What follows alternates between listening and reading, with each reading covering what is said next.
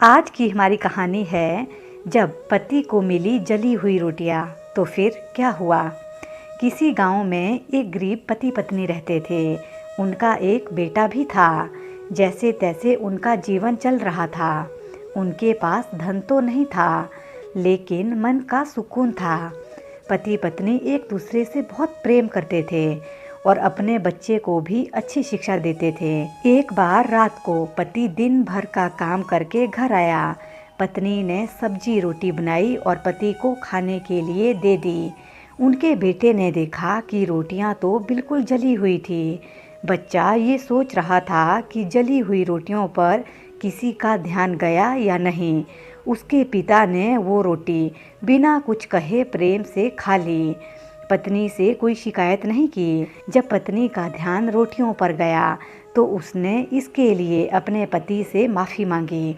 पति ने हंसते हुए कहा कि तुम चिंता मत करो, मुझे जली हुई रोटियां भी पसंद है।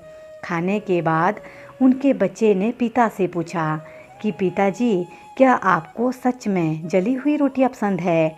इस प्रश्न के जवाब में पिता ने कहा कि बेटा, मुझे जली हुई रोटियां पसंद नहीं है।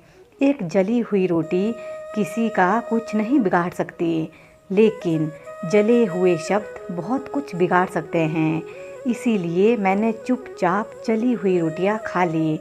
पति पत्नी को एक दूसरे के काम की कद्र करनी चाहिए। पति घर के बाहर काम करता है और पत्नी भी दिन भर घर के कामों में लगी रहती है। पति को समझना चाहिए कि घर के काम का भी महत्व है। अगर पत्नी से कोई गलती हो भी जाए तो उसे नज़रअंदाज कर देना चाहिए। ये थी एक छोटी सी प्रेरणादायक कहानी। आपको कैसी लगी ज़रूर कमेंट बॉक्स में अपनी राय दीजिएगा। अपना ध्यान रखिए, खुश रहिए, मस्त रहिए, हंसते रहिए और हंसाते रहिए।